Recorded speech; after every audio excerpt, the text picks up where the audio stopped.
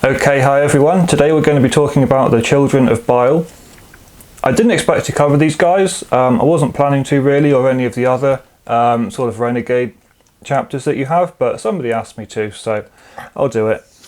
Now this was actually, to be honest, better than I was expecting when it came out. I think that it's actually pretty good. I wasn't expecting much.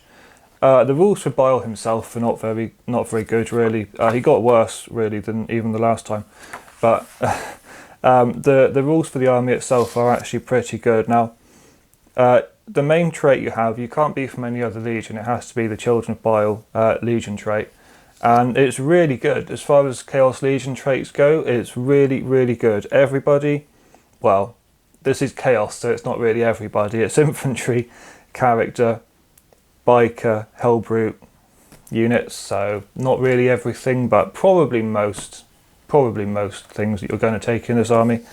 They get the experimental enhancements rule, and this is add 1 to the movement and strength characteristics. Now add 1 to movement and strength as an army-wide thing that all your infantry get. This is actually pretty incredible. +1 strength and movement. I mean, if you just compare this to some of the other crappy legion traits the others are stuck with, -1 leadership for the Night Lords, reroll morale tests for the word bearers, all that kind of rubbish. This is really, even +1 attack for the world eaters. You know, if I could swap this for the world eaters one, I definitely would. +1 movement, I mean that's maybe negligible, but it means that if you're running possessed, there'll be movement 8. I think they're 7 base, or movement 8. If you had berserkers, they'd be movement 7, as with everything else. But the +1 strength is really what does it to me. Not only does it mean that all of your Space Marines, your Chaos Space Marines, are strength 5, which is really useful if you're running them with bolt pistols and chain swords to get into combat, which I think you probably should be with this army. You know, they're going to be hitting on 3s and then wounding on 3s. That's such a big difference to wounding on 4s, you know, without having to use veterans. You know, now that chain swords have got the AP -1, I think just having your base infantry at strength 5 is really useful. But what this means really is that any possessed units you have will be strength 6. I don't care for the possessed personally. When I saw this, I got excited about Khorne berserkers, and I actually began thinking I'm just going to use this as like a world eater's stand-in army, because the berserkers are going to be so good with this list. Not only again you +1 movement, they're already strength 5, so you'll be strength 6 base. Just base attacks, even with, you know, the chain swords, you're going to be wounding toughness 3 infantry on 2s, just clearing through it. And with your chain axes, you'll be strength 7, which puts you in a really good bracket for dealing with vehicles. Most vehicles now, your berserkers will be wounding on 4s. And, you know, that's anything strength 6, toughness 6, we're wounding it on 3s.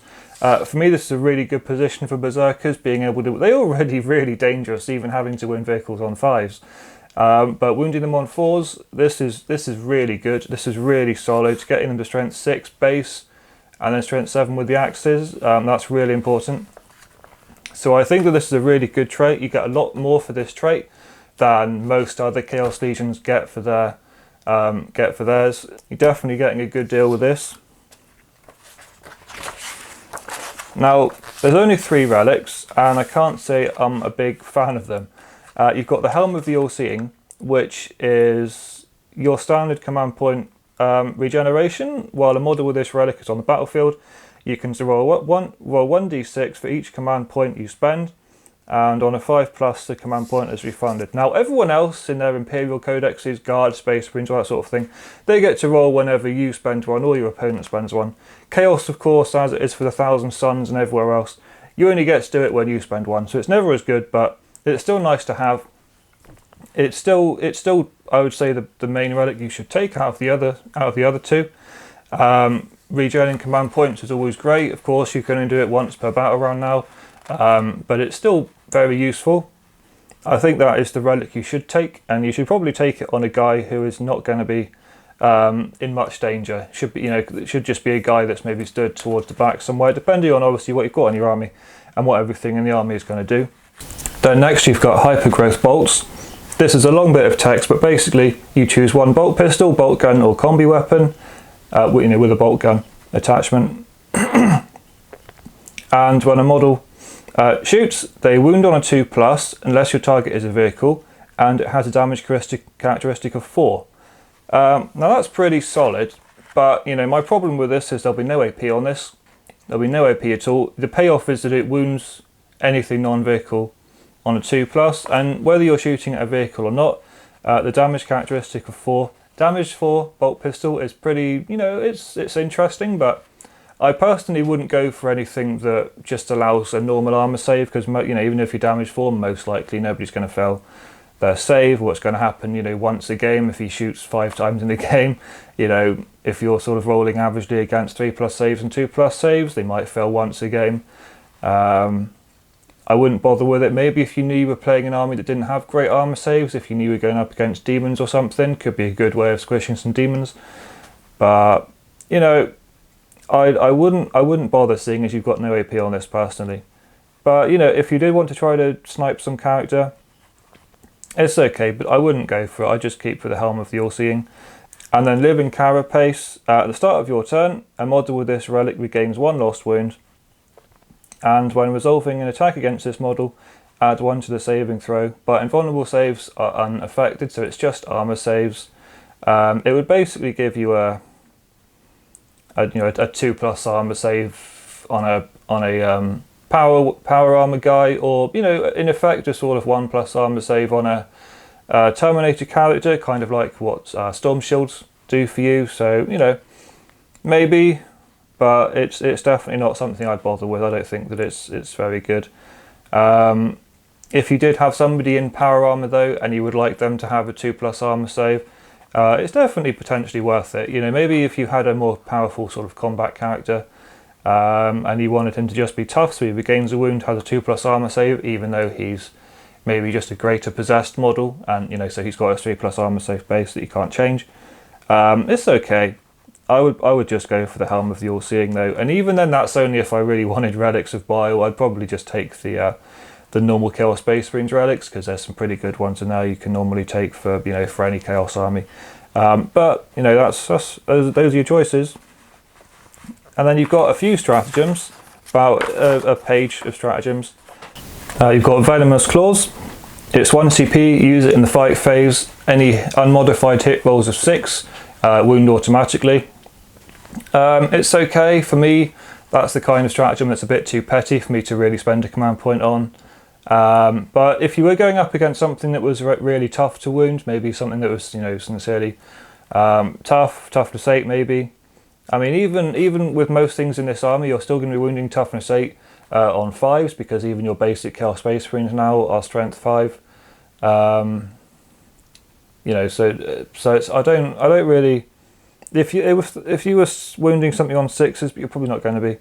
I think it's a bit petty for 1 command point. I'm never a fan of these kind of auto wounds on 6s to hit, because how many do you really get? You roll your attacks, you get 3, and you think, oh, okay, I've spent a command point just to get 3 auto wounds. It's never worth it. Then Monstrous Visages for 1 CP. Monstrous Visages. You can use it on a infantry unit, except cultists, and until the end of the turn, when resolving an attack against that unit from an enemy model within 6 inches of that unit, you subtract 1 from the hit roll. And you can do this in any phase, so the shooting phase or the fight phase. Now I'm not sure how likely it's going to be that you'll be being shot by an enemy unit within 6 inches. You might be, but most likely this is going to be something you pull out in combat. And it's actually, I think it's really good, because you don't often get -1s to hit in combat. They're normally against shooting, and then they say they don't work in combat. So actually being able to just pull off this -1 to hit in the combat phase, I think it is actually really good, and it's probably going to save you. Obviously minuses don't stack like they used to. It's not like you're going to be fighting somebody with power fists, so they're now hitting you on 4s, and then you use this and it makes them 5s. But it's still potentially good. It could blunt somebody's attack if they are hitting you on unmodified 3s, and you use this, making them hit on 4s. It does help out. It's pretty good. Then Macro Tensile Sinews, 1 command point again. All of them are 1 command point. That's really nice personally. I love 1 command point stratagems. Not a fan of spending 2 or more, so that's really nice.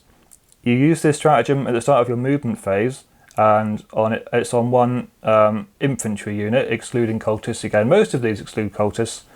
Until the end of the turn, this unit can be chosen to charge with even if they advance this turn, and when the advance or charge roll is made for this unit, add 1 to the result. So you get +1 advance and charge, and can charge after advancing. This again is another reason why I think that this is really, really good for berserkers. If you had like basically a World Eater's army, you had a bunch of berserkers, not only are they movement 7 because they get +1 movement, so you're +1 movement, advance and charge potentially, +1 strength already. It's incredible. 1 CP. I'd probably, this is the kind of stratagem I'd probably use every game, multiple turns. I think I would use this probably every single turn of the game, because why wouldn't you want +1 to advance and charge and being able to charge after advancing? This is incredible. It's great. I think it's probably it's one of the best stratagems you've got. I would definitely use this with some berserkers, but even if you're not doing that, and you just got units of Chaos Space Marines with bolt pistols and chainsaws, that's going to be great. Again, they're strength 5 now, AP -1 in combat. This is still going to be really effective on them. If you've made nice conversions to have monstrous Bile people, whether you use them as Chaos Space Marines and just say that's represented by the strength 5 +1 movement, or whether you'd like to represent them with possessed or something. In any case, this is going to just be useful for everybody. It's really good.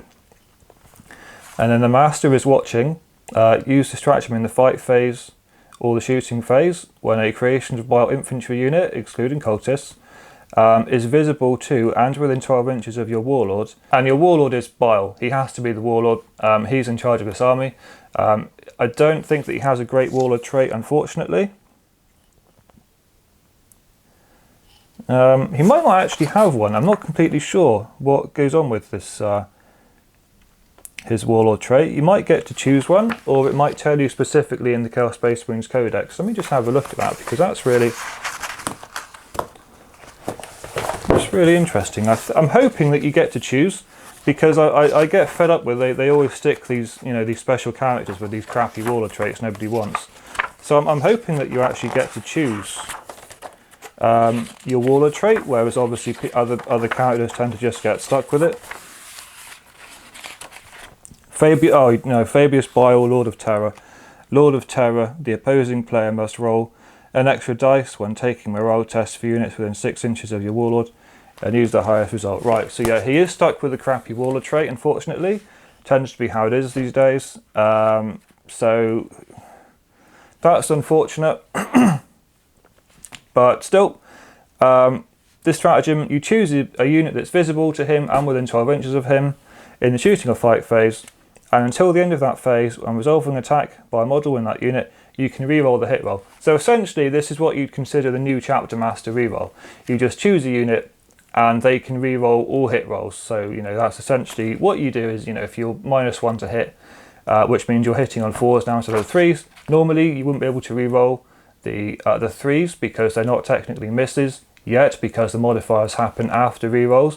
But this allowing you to reroll hit rolls, you can just scoop up those 3s and reroll them, because you can choose to reroll successful hits if you want to. So it's really good. It's 1 command point. Obviously, if you were a Chapter Master, you just do it for free, but still for 1 command point. And it's situational. You might not want to use it every turn. Just choose a unit and it gets to reroll hit rolls. I think this is really good. I think this is definitely a really good one. It is a bit limited, have to be within 12 inches and visible. But I could definitely see this working out for you. If you do have a big unit of berserkers in combat, or Chaos Space Marines in combat, or you've got a big shooting phase coming up with some Havocs or something, it's great. Next you've got Dermal Chitination. This is in your opponent's shooting phase. You can choose an infantry unit that's not cultists and add 1 to their toughness characteristic until the end of that phase. This is really cool. It sort of represents, they get shot and then they, grow some sort of subdermal bone structure to, defend against the attacks for that round. It's a pretty cool idea. You could see it happening in a movie if you're fighting some kind of big Resident Evil type monster. And I think it could definitely help you. +1 toughness. It's pretty unique. I don't think there's really anything else in the game that just sort of randomly gives somebody, +1 toughness for a phase. This could be really good. You get shot by bolters instead of 4s, they're now wounding you on 5s. If you get shot by something that's going to be wounding you on 2s, you want to make it a bit more difficult, so you turn those 2s down into 3s. You know, maybe it was strength 8 attacks from thunder hammers or power fists or battle cannons or something. 3s is better than 2s, 5s is better than 4s, you know, and 4s is better than 3s. So I think it's really useful. And again, it's something you use when they're selected to be the target of an attack. So, you know, you don't need to do it, declare it and waste it. That's really important to me. That's what I like about, you know, that's what I look for in stratagems. Is it going to be wasted potentially? Do you have to sort of pop it early? Maybe not use it. Something like when you declare smokescreen. You know, you declare smokescreen on one vehicle, so they just don't shoot that vehicle, they shoot all the other vehicles. That's always annoying, but, you know, this is good. Taken alive. Use this stratagem in the fight phase when a model from your army is... When a model from the enemy army is destroyed as a result of an attack made by a melee weapon by a model from a creation of Bile infantry unit from your army. This can affect cultists. This is maybe the one that can affect cultists.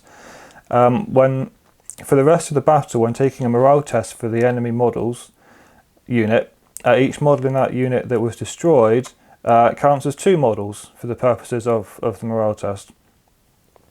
And each unit can only be selected by the stratagem once. So basically, if you have your Chaos Space Marines or your Berserkers or whatever it is, and you kill 3 Space Marines, for the purposes of that morale test, it's going to count as 6. So it's okay. It potentially could help you in a bind. I wouldn't use this, you know, bother using this all the time, and hopefully you might just kill the unit anyway. But definitely, if you're in a bit of a tough situation and you're really trying to make them flee, you know, from an objective, because maybe they're on an objective, you charged them, you didn't quite manage to kill them all, so they're still on the objective, you can just pop this one out for 1 CP. If you killed, you know, 4 out of the unit of 6, you know, or 5 even, normally, you know, they might not care because they're leadership 8, you know, there's a good chance of passing still their leadership. But if you make the 4 count as 8, then, you know, you've essentially guaranteed them to fail. And they're going to lose, you know, at least 1 more guy. And then, because they're now under half squad size, probably, you know, on a 1 or a 2, you know, maybe another guy too. So it could be useful for me. I'd use it situationally, pop it out if you really needed it. But I don't think it's something that you're going to use very often, probably. Now, the last and maybe, well, no, my favourite is macrotensile sinews, but one of my favourite stratagems is the Supreme Creation. And, you know, the narrative for this is essentially that, you know, Bile, he's the warlord and he's in charge, but he's not really a very combat guy. He's basically an old man with a, you know, a walking cane. This is like the big henchman. This is like some big, roided out, enhanced, you know, Chaos Lord that acts as his sort of, you know, right hand sort of beat stick. I really love it. It's like the Master's Hound. It's really cool. You use it before the battle and you choose a character, a creation to Bile character, so a Chaos Lord, let's say, and you can give it one of the abilities listed below. You've got Prime Test Subject, which is +1 strength and toughness, the Master's Hound, which is add 1 to advance and charge rolls, and if the model made a charge move, was charged, or performed a heroic intervention, add 1 to their attacks characteristic. Or Ravenous Biology.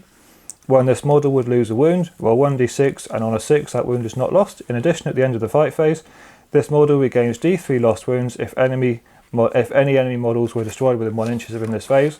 I wouldn't bother with that. +1 to advance and charge rolls is nice.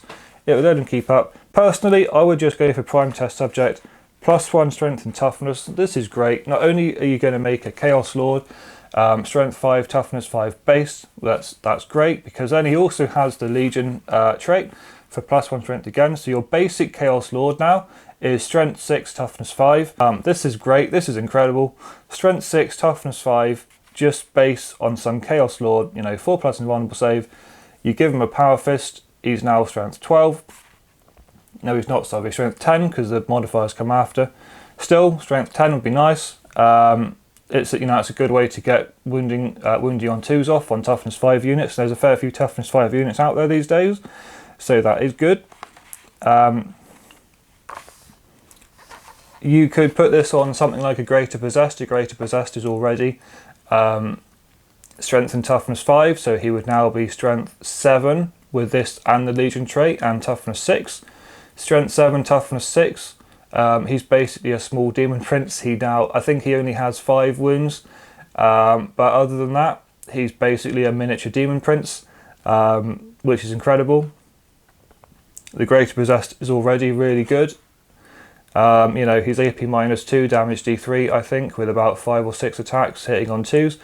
You know, it's absolutely incredible.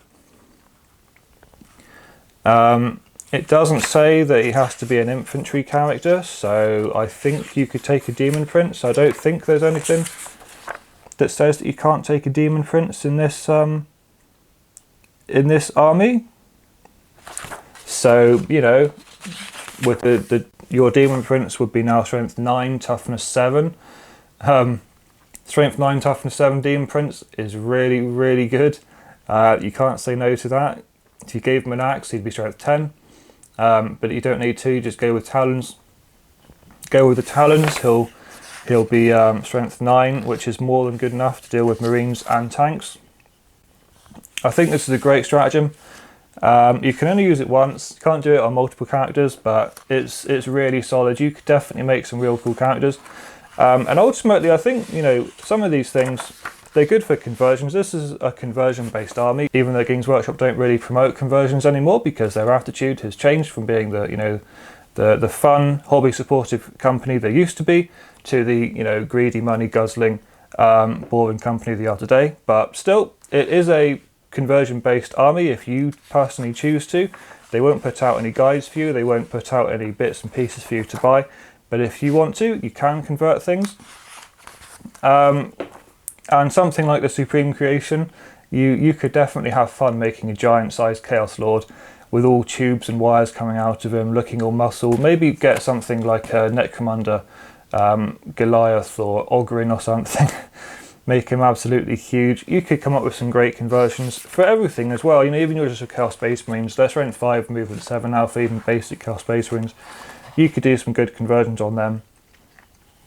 Overall, I do think this is a pretty good army. You know, you've got a great Legion trait, you've got some really useful stratagems. It's up to you how thematic you want your army to be. Obviously, you could build this like any other Chaos Space Marine army and just play it like anything else. I've said that I would basically play this like World Eaters and I just have lots of Gorn Berserkers and stuff. But, you know, if you wanted to, you could go full thematic. You could really base your army around things that you think Fabius Bile would have in his army. Maybe you go for some conversions and you make lots of nice looking infantry that all looks sort of roided out, biologically enhanced, mutated, crazy infantry, and then maybe go for some demon engines or vehicles that have, you know, they look sort of retrofitted to have containment chambers, test tubes, giant, you know, vats and all those sort of things. So it's like he's bringing his laboratory with him, you know, that sort of thing. That could be cool. I think that's all I've got to say about this right now. So I hope that might be helpful. Leave any comments, I'll answer them, obviously. And hopefully I'll see you next time.